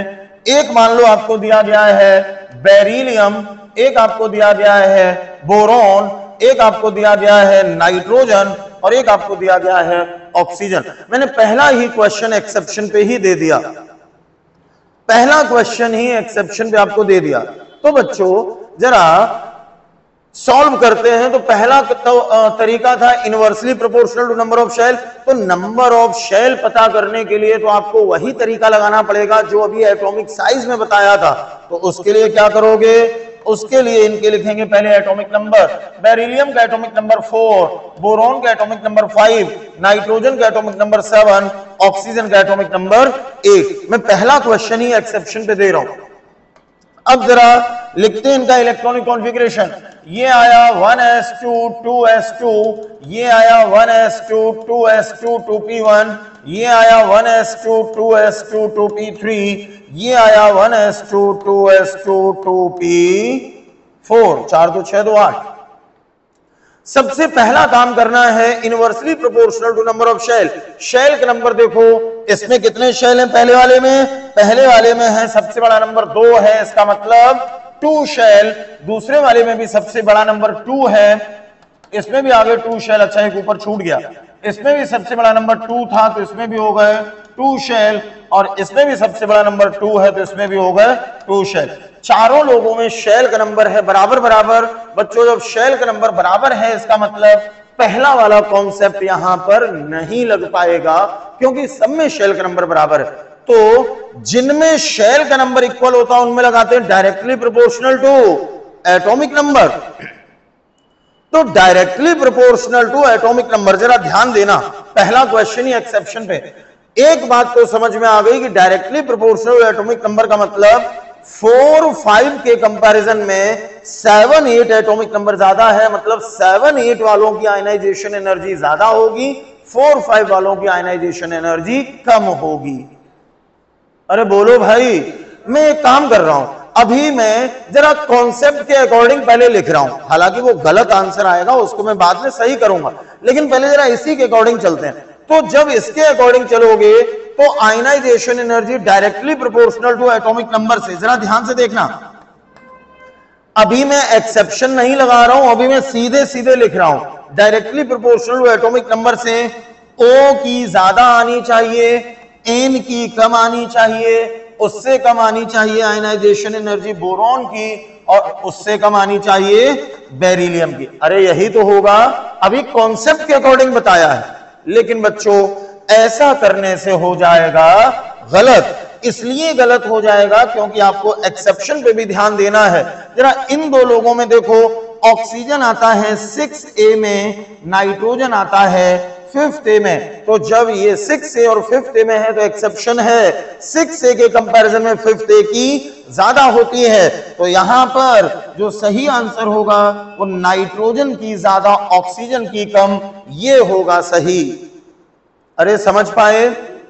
बिल्कुल इसी तरह से जरा बोरोन एंड बेरिलियम, अब इनमें चेक करो। बोरोन एंड बेरिलियम में जब चेक करोगे तो बोरोन आता है 3rd ए में, बेरिलियम आता है 2nd ए में। अब यहां पे एक्सेप्शन देखो, 3rd ए के कंपैरिजन में 2nd ए की ज्यादा, इसका मतलब सही आंसर होगा 2nd ए की ज्यादा बताएंगे, मतलब बेरिलियम की ज्यादा एंड बोरोन की कम। बच्चों इतनी बात समझ गए? तो ऊपर गलत लिखा था, ये नीचे जो लिखा है ये सही लिखा है। तो जब इसको पूरे को सिस्टमैटिक अरेंज करोगे तो देखो यहां पे आयनाइजेशन एनर्जी का ऑर्डर आया, नाइट्रोजन सबसे ज्यादा, ऑक्सीजन उससे कम, बेरिलियम उससे कम, बोरोन उससे कम। जिस ऑप्शन में इस तरह से आपको लिखा हुआ मिले इसी को आंसर बता देना। ये पूरा हो गया डिक्रीजिंग ऑर्डर। अगर हाईएस्ट आयनाइजेशन एनर्जी पूछते नाइट्रोजन, स्मॉलेस्ट पूछते तो बोरोन, पूरा ऑर्डर पूछते तो इस तरह से आंसर बताना था। क्लियर है बच्चों? जरा एक क्वेश्चन और कर लो, ये तो मैंने एक्सेप्शन पे बता दिया, क्या मैं इसको साफ कर सकता हूं? ठीक, जल्दी से अगला क्वेश्चन देखो।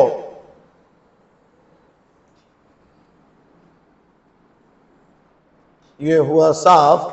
अगला क्वेश्चन, एक मान लो आपको दिया गया है Na, एक दिया गया है C, एक दिया गया है Ca और एक दिया गया है मान लो O, ऑक्सीजन। ये 4 दिए गए हैं और इन 4 में जल्दी से आयनाइजेशन एनर्जी, जिसको आयनाइजेशन एंथैल्पी भी बोलते हैं, उसका पूरा सीक्वेंस बताओ, डिक्रीजिंग ऑर्डर बताओ, सबसे ज्यादा, उससे कम, उससे कम, उससे कम। फटाफट इसको सॉल्व करो। बच्चों जो तरीका बताया वही फॉलो करना, गलती नहीं होगी। लेकिन टीचर के बताने के बाद भी आपको अगर अपनी मन मर्जी ही करनी है तो फिर भैया करते रहो, मैं उसमें कुछ नहीं कर सकता। जो मैंने मेथड बताया उससे बिल्कुल सही आंसर आएगा। सबसे पहले एटॉमिक नंबर लिखो, सोडियम का एटॉमिक नंबर 11, कार्बन का एटॉमिक नंबर 6, कैल्शियम का 20, ऑक्सीजन का एटॉमिक नंबर 8। एटॉमिक नंबर लिखने के बाद अब इनका इलेक्ट्रॉनिक कॉन्फ़िगरेशन लिख लो। बच्चों इलेक्ट्रॉनिक कॉन्फ़िगरेशन इसलिए लिखना है क्योंकि हमें नंबर ऑफ शेल पता करना था। 11 से आएगा 1s2, 2s2, 2p6, 3s1, 6 से आएगा 1s2, 2s2, 2p2, 20 से आएगा 1s2, 2s2, 2p6, 3s2, 3p6, 4s2 and 8 से आएगा 1s2, 2s2, 2p4। Electronic configuration लिखने के बाद आपको शेल का नंबर पता करना है। सबसे बड़ा नंबर इसमें 3 है तो यहां पे आ गए 3 शेल, क्योंकि मैंने बताया जो सबसे बड़ा नंबर होता है वही शेल का नंबर होता है। इसमें सबसे बड़ा नंबर 2 है तो इसके पास बच्चों 2 शेल हो गए। इसमें सबसे बड़ा नंबर 4 है, इसके पास 4 शेल हो गए। इसमें सबसे बड़ा नंबर 2 है तो इसके पास 2 शेल हो गए। जरा कॉन्सेप्ट लगा दो, आयनाइजेशन एनर्जी पता करना है तो आयनाइजेशन एनर्जी, ध्यान दो, सबसे पहला concept inversely proportional to number of shell. इसका मतलब शेल का नंबर जितना कम आयनाइजेशन एनर्जी उतनी ही ज्यादा। अरे इनवर्सली प्रोपोर्शनल का यही मतलब तो हुआ, शेल का नंबर जितना कम आयनाइजेशन एनर्जी उतनी ज्यादा। जरा चेक करो, शेल का नंबर सबसे कम, इसमें है 2 शेल, इसमें है 2 शेल। इसका मतलब एक बात तो समझ में आई, कार्बन कॉमा ऑक्सीजन की आयनाइजेशन एनर्जी ज्यादा होगी क्योंकि शेल का नंबर कम है। और इनवर्सली प्रोपोर्शनल का मतलब ये भी, जैसे जैसे शेल का नंबर बढ़ेगा आयनाइजेशन एनर्जी कम हो जाएगी। इनवर्सली प्रोपोर्शनल का यही तो मीनिंग होता है, शेल का नंबर जैसे जैसे बढ़ेगा आयनाइजेशन एनर्जी कम। तो 2 से ज्यादा शेल थे 3 वाले में आयनाइजेशन एनर्जी हुई कम। यार ये बोर्ड बहुत प्रॉब्लम कर रहा है लिखने में। ठीक, 3 से ज्यादा शेल थे 4 तो 4 वाले की आयनाइजेशन एनर्जी हो गई और भी कम। बच्चों कॉन्सेप्ट नंबर 1 से इतना आंसर समझ में आ गया। ठीक, इसके बाद अब आपको इन 2 में पता करना है, जल्दी से इनमें पता कर लो। इसके पास भी 2 शेल, इसके पास भी 2 शेल। तो जब शेल का नंबर इक्वल होता है, मैंने यहां पे ये बात लिखी नहीं, मुंह से बोल दी थी, एटॉमिक साइज में लिख भी दिया था। मैंने कहा था जिनमें शेल का नंबर इक्वल होता है उनमें लगाते हैं ionisation energy directly proportional to atomic number. इसका मतलब कार्बन एंड ऑक्सीजन में जिसका एटॉमिक नंबर ज्यादा उसकी आयनाइजेशन एनर्जी भी ज्यादा। चेक करो कार्बन एंड ऑक्सीजन का एटॉमिक नंबर। तो बच्चों कार्बन का एटॉमिक नंबर जो है, कार्बन का एटॉमिक नंबर है 6, ऑक्सीजन का एटॉमिक नंबर है 8, और आपको पता है directly proportional to atomic number का मतलब जिसका एटॉमिक नंबर ज्यादा आयनाइजेशन एनर्जी ज्यादा। तो इन दो की आयनाइजेशन एनर्जी जब देखोगे तो ऑक्सीजन का एटॉमिक नंबर ज्यादा है तो ऑक्सीजन की ज्यादा होगी, कार्बन का एटॉमिक नंबर कम है तो कार्बन की आयनाइजेशन एनर्जी कम होगी। पूरा आंसर जल्दी से लिख लेते हैं आयनाइजेशन एनर्जी का। पूरा आंसर इस तरह से आया, ऑक्सीजन सबसे ज्यादा, कार्बन उससे कम, सोडियम उससे कम एंड कैल्शियम उससे भी कम। अरे अब तो कर लोगे भैया। तो इस तरह से आप आयनाइजेशन एनर्जी के क्वेश्चंस कर सकते हो। आयनाइजेशन एनर्जी के क्वेश्चंस के बाद कुछ और बच्चों जनरल प्रॉपर्टीज होती हैं एलिमेंट्स की। मैं नेक्स्ट पेज पे आ रहा हूं। देखो मान लो 4 ऑप्शन दिए हो, पूछा जाए इनमें कौन सबसे ज्यादा मेटेलिक है, कौन सबसे ज्यादा इलेक्ट्रोपॉजिटिव है, कौन सबसे ज्यादा फोटो इलेक्ट्रिक इफेक्ट शो करेगा, कौन सबसे जल्दी इलेक्ट्रॉन रिलीज करेगा। इस तरह के जो क्वेश्चंस होते हैं उसके लिए अब मैं आपको जल्दी से कुछ कॉन्सेप्ट बता रहा हूं, इन पे ध्यान दो और ये कॉन्सेप्ट अच्छे से नोट कर लेना। बच्चों कुछ कॉन्सेप्ट्स आपको ध्यान रखने हैं और ये सारे के सारे कॉन्सेप्ट पहले दिमाग में बिठा लो। Inversely proportional to ionisation energy होते हैं, मतलब आयनाइजेशन एनर्जी जितनी कम, जो मैं दूसरी बात लिखूंगा वो उतनी ही ज्यादा बताना। जिसकी आयनाइजेशन एनर्जी सबसे कम, उसी में मैं अभी जो बातें बताने जा रहा हूं वो सबसे ज्यादा बताना। देखो क्या क्या कॉन्सेप्ट में, पहला concept tendency to remove electron, tendency to remove electron inversely proportional to ionisation energy, मतलब जिसकी आयनाइजेशन एनर्जी सबसे कम होती है उसी में इलेक्ट्रॉन को निकालने की टेंडेंसी सबसे ज्यादा होती है। अरे नीट में ऐसे ही क्वेश्चन इंक्रीजिंग डिक्रीजिंग ऑर्डर के बनने लगे हैं। वो सीपीएमटी वाले जमाने गए जब रटने वाले क्वेश्चंस आते थे, अब सब कॉन्सेप्चुअल क्वेश्चन आ रहे हैं। इसका मीनिंग समझो, आयनाइजेशन एनर्जी जिसकी कम उसी में इलेक्ट्रॉन को बाहर निकालने की टेंडेंसी उतनी ही ज्यादा होगी। जरा पीछे वाले क्वेश्चन में आते हैं। अगर मान लो ये 4 दिए थे और इन चारों में पूछा जाता इनमें से कौन सबसे जल्दी इलेक्ट्रॉन निकालेगा, तो आपको पहले इनकी आयनाइजेशन एनर्जी पता करनी थी और जिसकी आयनाइजेशन एनर्जी सबसे कम, जिसकी आयनाइजेशन एनर्जी सबसे कम वही इलेक्ट्रॉन निकालेगा सबसे जल्दी। तो सबसे कम आयनाइजेशन एनर्जी किसकी थी यहां पर? कैल्शियम की। तो यहां पे आंसर हो जाएगा कैल्शियम। अगर मान लो इन्हीं 4 में पूछा जाता कौन ऐसा है जो सबसे मुश्किल से इलेक्ट्रॉन निकाल पाएगा, तो देखो जरा सबसे मुश्किल से इलेक्ट्रॉन कौन निकाल पाएगा? जिसकी आयनाइजेशन एनर्जी जितनी ज्यादा, इलेक्ट्रॉन निकालने की टेंडेंसी उतनी ही कम।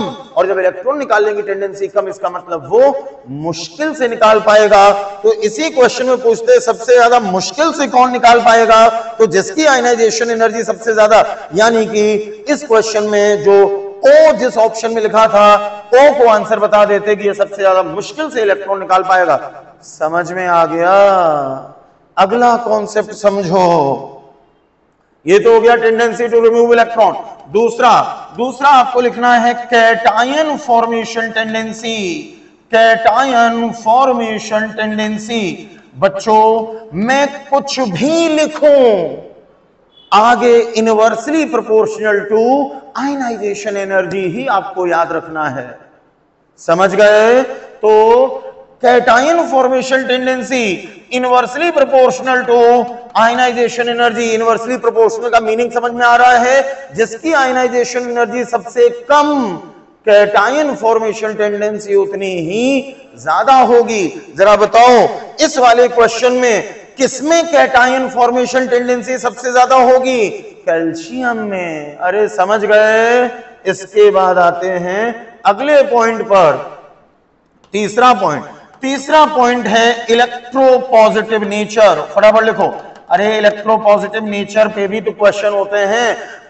पी ब्लॉक आप अभी जो रिवाइज कर रहे थे पी ब्लॉक में चाहे बोरोन फैमिली हो, कार्बन नाइट्रोजन कोई भी, सब में देखना एक इलेक्ट्रोपॉजिटिव नेचर का भी ऑर्डर लिखा होगा, हर चैप्टर में लिखा होता है। तो आयनाइजेशन एनर्जी से ही पता कर लेते हैं इलेक्ट्रोपॉजिटिव नेचर, और यहां पर भी बच्चों लिख देंगे inversely proportional to ionisation energy.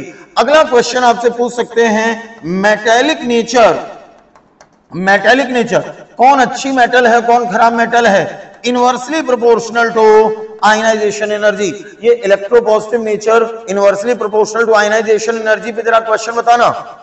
Inversely proportional का मतलब जिसकी आयनाइजेशन एनर्जी सबसे ज्यादा वो सबसे कम होगा इलेक्ट्रोपॉजिटिव। तो जरा बताओ, अगर इस क्वेश्चन में पूछा जाता सबसे कम इलेक्ट्रोपॉजिटिव कौन है, तो सबसे कम इलेक्ट्रोपॉजिटिव वो होगा जिसकी आयनाइजेशन एनर्जी है सबसे ज्यादा। आयनाइजेशन एनर्जी सबसे ज्यादा थी ऑक्सीजन की, तो बता देंगे कि ऑक्सीजन सबसे कम इलेक्ट्रोपॉजिटिव है इस क्वेश्चन में। एकदम क्लियर। इसके बाद metallic nature inversely proportional to ionisation energy. इसके बाद एक पांचवा कॉन्सेप्ट याद रखेंगे, रिएक्टिविटी ऑफ मेटल्स। बच्चों इसमें नॉन मेटल्स शामिल नहीं होंगी, मैं जो भी कॉन्सेप्ट लिखूं उसको ध्यान से। नॉन मेटल्स की जो रिएक्टिविटी होती है वो उनकी इलेक्ट्रॉन एफिनिटी एंड इलेक्ट्रोनेगेटिविटी पे डिपेंड करती है। जो नॉन मेटल्स होते हैं उनकी रिएक्टिविटी डिपेंड करती है उनकी इलेक्ट्रोनेगेटिविटी एंड इलेक्ट्रॉन एफिनिटी पे। मैंने यहां पे बोला रिएक्टिविटी ऑफ मेटल्स, तो रिएक्टिविटी ऑफ मेटल्स में भी कर देंगे inversely proportional to ionisation energy. ठीक है भैया। तो ये कुछ बातें हैं जो आपको ध्यान रखनी थी और इस पे भी कुछ क्वेश्चंस बन सकते थे। तो ये बातें अब यहीं पे होती हैं खत्म। इसके बाद बच्चों अगले टाइप का जो क्वेश्चन बन सकता है वो बन सकता है इलेक्ट्रॉन एफिनिटी पे, जिसको इलेक्ट्रॉन गेन एंथैल्पी भी कहा जाता है। अभी चूंकि रिवीजन चल रहा है केवल, तो बस इतना इतना हिंट बहुत है। बाकी आपने जो डिटेल में नोट्स बनाए हो उनसे घर पे पढ़ना हो तो आराम से पढ़ सकते हो। बाकी मैंने इतना हिंट दे दिया कि नीट के क्वेश्चंस आपके इतने हिंट से सॉल्व हो जाएंगे।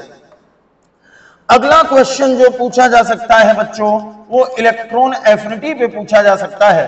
इलेक्ट्रॉन एफिनिटी या इसी को बोला जाता है electron gain enthalpy. Electron gain enthalpy, electron affinity और इलेक्ट्रॉन गेन एंथैल्पी। बच्चों इलेक्ट्रॉन एफिनिटी और इलेक्ट्रॉन गेन एंथैल्पी में अगर हम थोड़ा सा सिस्टमैटिक चले तो केवल इतना याद कर लो नेगेटिव किनकी होती है पॉजिटिव किनकी होती है, और ये समझ लो कि इंक्रीजिंग डिक्रीजिंग ऑर्डर के क्वेश्चंस करेंगे कैसे। पहले तो ये समझ लो इलेक्ट्रॉन एफिनिटी होती क्या है। इलेक्ट्रॉन एफिनिटी होती है जब किसी गैसियस एटम में, और गैसियस एटम भी आइसोलेटेड होना चाहिए। आइसोलेटेड का मतलब एक सिंगल गैसियस एटम होना चाहिए। तो जब किसी आइसोलेटेड गैसियस एटम में वन इलेक्ट्रॉन ऐड किया जाता है, जोड़ा जाता है, तो जितनी एनर्जी बाहर निकलती है मतलब रिलीज होती है, उस बाहर जाने वाली एनर्जी को ही हम इलेक्ट्रॉन गेन एंथैल्पी कहते हैं। ठीक। अब यहां पर बच्चों एक बात ध्यान रखना कि जो फर्स्ट इलेक्ट्रॉन गेन एंथैल्पी होती है, first electron gain enthalpy, first electron gain enthalpy का मतलब पहला इलेक्ट्रॉन ऐड करने पर जो एनर्जी रिलीज हो रही है। फर्स्ट इलेक्ट्रॉन गेन एंथैल्पी की वैल्यू मैक्सिमम केसेस में नेगेटिव आती है, कुछ लोगों में पॉजिटिव भी आती है, अभी बताऊंगा किन में पॉजिटिव आती है। फर्स्ट इलेक्ट्रॉन गेन एंथैल्पी आती है नेगेटिव, जबकि यानी कि जब पहला इलेक्ट्रॉन किसी में जोड़ा जाता है तो ये होता है, यहीं पे मैं ब्रैकेट में लिखे दे रहा हूं, एक्सोथर्मिक। ये एक्सोथर्मिक प्रोसेस होती है, एक्सोथर्मिक प्रोसेस। लेकिन बच्चों फर्स्ट इलेक्ट्रॉन गेन एंथैल्पी के बाद जो अदर इलेक्ट्रॉन गेन एंथैल्पी होती है, अदर का मतलब second electron gain enthalpy, third electron gain enthalpy, कोई भी अदर इलेक्ट्रॉन गेन, अरे छोड़ो अदर की जगह मैं सीधे सेकेंड ही लिख रहा हूं, नहीं लोग सोचेंगे अदर क्या होता है। सेकेंड इलेक्ट्रॉन गेन एंथैल्पी ये हमेशा ऑलवेज ये होती है पॉजिटिव। और पॉजिटिव इसलिए होती है कि बच्चों जब सेकेंड इलेक्ट्रॉन ऐड किया जाता है तो रिएक्शन एंडोथर्मिक प्रोसेस से होती है। ये इतना कॉन्सेप्ट भैया इंपॉर्टेंट है, आपको ध्यान रखना पड़ेगा। बाकी डिटेल में अभी जाने की जरूरत नहीं कि पॉजिटिव क्यों हो जाता है, क्योंकि अगर इतना डिटेल में जाएंगे तो जो टारगेट हम लोग लेके चल रहे हैं कि 1 महीने में पूरा खत्म हो जाए, वो फिर टारगेट नहीं हो पाएगा। डिटेल के लिए जुलाई अगस्त वाले नोट्स अपने रिवाइज करो। तो फर्स्ट इलेक्ट्रॉन गेन एंथैल्पी होती है negative, second electron gain enthalpy होती है पॉजिटिव। बच्चों जरा क्वेश्चन पे ध्यान देना, ये बात जो मैंने लिखी है इसको थोड़ा छोटा कर रहा हूं और यहीं पे क्वेश्चन एक लिखे दे रहा हूं ताकि आपको समझ में आ जाए बात। कहां गायब हो गया?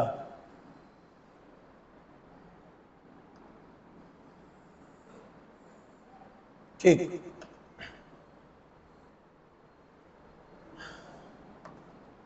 क्वेश्चन देखो,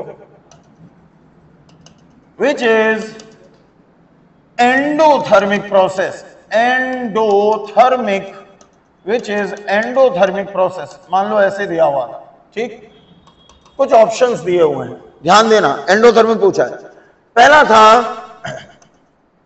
O गैस था, इसने इलेक्ट्रॉन लिया और ये O माइनस गैस ऐसे बना। दूसरा ऑप्शन था Cl गैस, इसने इलेक्ट्रॉन लिया और इससे बन गया Cl माइनस गैस। ये गैसियस फॉर्म में ही करते हैं एक्सपेरिमेंट।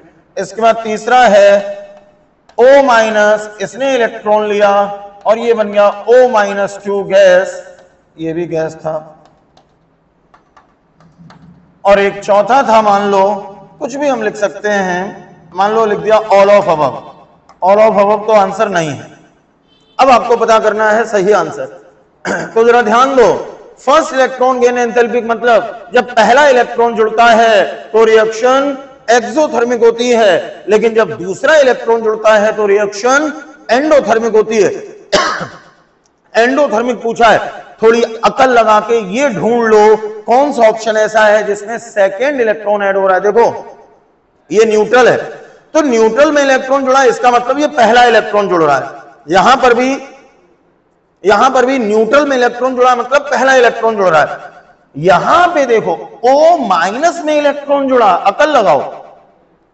O माइनस का मतलब एक इलेक्ट्रॉन जब जुड़ चुका होगा, ऐड हो चुका होगा, तभी तो O माइनस बना होगा। इसका मतलब इसमें एक इलेक्ट्रॉन ऑलरेडी ऐड हो चुका है। तो ये वाला जो इलेक्ट्रॉन ऐड हो रहा है ये कौन सा है? सेकेंड इलेक्ट्रॉन है, मतलब यहां पे ये दूसरा इलेक्ट्रॉन ऐड हो रहा है। और जब दूसरा इलेक्ट्रॉन ऐड होता है तो रिएक्शन एंडोथर्मिक होती है। आंसर हो गया थर्ड ऑप्शन। अरे समझ गए? नहीं समझ में आया? समझ में नहीं आया? नहीं आया? थोड़ी अकल लगाओ। ये O माइनस में जब इलेक्ट्रॉन लिखा, इधर देखो, जब O में इलेक्ट्रॉन जोड़ोगे तो बनेगा O माइनस, फिर O माइनस में इलेक्ट्रॉन जोड़ोगे तो बनेगा O माइनस 2। जरा ध्यान दो, यहां O माइनस में इलेक्ट्रॉन जोड़ा था, यानी कि ये, तो O माइनस बना कब होगा? O माइनस का मतलब पहले O में एक इलेक्ट्रॉन जुड़ चुका है तभी बना हुआ। इसका मतलब ये वाला पहला इलेक्ट्रॉन तो ये था, ये तो दूसरा इलेक्ट्रॉन ऐड हो रहा है। अभी भी नहीं समझे? क्लियर? तो थोड़ी अकल लगाओ भैया। भैया अगर थोड़ी बहुत भी कंफ्यूजन की गुंजाइश है और आपको अगर छोटे छोटे कॉन्सेप्ट्स के डाउट है तो वो सारे डाउट्स भी मैं खत्म करे दे रहा हूं। O में इलेक्ट्रॉन जोड़ा और ये बना O माइनस, इसका मतलब ये है फर्स्ट इलेक्ट्रॉन। ये क्या है? ये है फर्स्ट इलेक्ट्रॉन। अब जब O माइनस में आप इलेक्ट्रॉन जोड़ोगे और बनेगा O माइनस 2, इसका मतलब अब जो ये है सेकेंड इलेक्ट्रॉन। फिर अब जो ये O माइनस 2 है, इसमें इलेक्ट्रॉन जब जोड़ोगे और बनेगा O माइनस 3, इसका मतलब अब जो इलेक्ट्रॉन जोड़ा जा रहा है ये है थर्ड इलेक्ट्रॉन। ठीक, तो O माइनस में इलेक्ट्रॉन जोड़ा, इसका मतलब ये सेकेंड इलेक्ट्रॉन जोड़ा है, और सेकेंड इलेक्ट्रॉन जब जोड़ा है तो एंडोथर्मिक। इसके बाद बच्चों इलेक्ट्रॉन गेन एंथैल्पी में एक इंपॉर्टेंट क्वेश्चन और बनता है, और वो ये बनता है, क्वेश्चन आप लिख सकते हो कि which have positive first electron gain enthalpy, positive first electron gain enthalpy। Important question है, ध्यान दो। Normally first electron gain enthalpy क्या होती है? निगेटिव, लेकिन भैया केमिस्ट्री तो एक्सेप्शंस से भरी पड़ी है। Normally first electron gain enthalpy negative होती है, लेकिन पीरियोडिक टेबल में बहुत से लोग ऐसे भी हैं जिनकी फर्स्ट इलेक्ट्रॉन गेन एंथैल्पी कैसी होती है? पॉजिटिव होती है। तो मैं आपको बता दे रहा हूं इसके कौन कौन से आंसर हो सकते हैं। Positive first electron gain enthalpy, इसका आंसर हो सकता है बेरिलियम, इसका आंसर हो सकता है मैग्नीशियम, इसका आंसर हो सकता है नाइट्रोजन, या इसका आंसर हो सकता है helium, neon, argon, krypton, xenon and radon. बस इनमें से अगर कोई भी किसी भी ऑप्शन में लिखा मिले उस पर टिक कर देना। पूरी आपकी केमिस्ट्री में इतने लोग ऐसे हैं जिनकी फर्स्ट इलेक्ट्रॉन गेन एंथैल्पी की वैल्यू पॉजिटिव आती है। ऑप्शंस देखो, सेकेंड ग्रुप के बाकी लोगों में भी पॉजिटिव होती है, बट उनके बारे में अभी हमारे साइंटिस्ट लोगों को पूरे डेटाज अवेलेबल नहीं है। इस वजह से ऑप्शंस में सेकेंड डे के नीचे वाले लोग नहीं लिखे जाते, केवल बेरिलियम मैग्नीशियम ही इसमें शामिल किया जाता है। फिफ्थ ग्रुप में मतलब नाइट्रोजन फैमिली में, नाइट्रोजन की तो होती है पॉजिटिव, लेकिन नाइट्रोजन के अलावा बाकी सबकी नेगेटिव ही होती है। कुल मिला के इतने आप ध्यान रखना जिनकी फर्स्ट इलेक्ट्रॉन गेन एंथैल्पी आती है पॉजिटिव। जैसे मान लो मैं क्वेश्चन ऐसे बोलूं कि विच ऑफ द फॉलोइंग है positive first electron gain enthalpy, ध्यान से देखो, विच ऑफ द फॉलोइंग है पॉजिटिव इलेक्ट्रॉन गेन एंथैल्पी, और ऑप्शंस मान लो इस तरह से दिए हैं। एक ऑप्शन दिया है ऑक्सीजन, दूसरा ऑप्शन दिया है कार्बन, तीसरा ऑप्शन दिया है नियोन, और चौथा ऑप्शन दिया है मान लो फ्लोरीन। और क्वेश्चन पूछा गया विच ऑफ द फॉलोइंग है positive first electron gain enthalpy, ढूंढो क्या इनमें से कोई दिया है? बिल्कुल दिया है, नियोन। आंसर हो गया थर्ड ऑप्शन नियोन। क्लियर है? कर लोगे? अब बच्चों इलेक्ट्रॉन गेन एंथैल्पी में कुछ एक्सेप्शंस आपको ध्यान रखने हैं, जल्दी से जरा एक्सेप्शंस पे ध्यान दो। इनके एक्सेप्शंस देखो, normally electron gain enthalpy group में ऊपर से नीचे जाने पर डिक्रीज करती है। क्या बोला मैंने? ग्रुप में ऊपर से नीचे जाने पर डिक्रीज, लेकिन कुछ एक्सेप्शंस भी हैं, और वो एक्सेप्शंस क्या हैं उन पे जरा ध्यान दो। पहले तो एक्सेप्शन आपको जीरो ग्रुप में बता रहा हूं। जीरो ग्रुप में आते हैं हीलियम, नियोन, आर्गन। अरे पी ब्लॉक में जीरो ग्रुप भी हमारे सिलेबस में भैया। Helium, neon, argon, krypton, xenon and radon. सबसे पहली बात तो हमें यह ध्यान रखनी है, इन सारे लोगों की होती है पॉजिटिव इलेक्ट्रॉन गेन एंथैल्पी।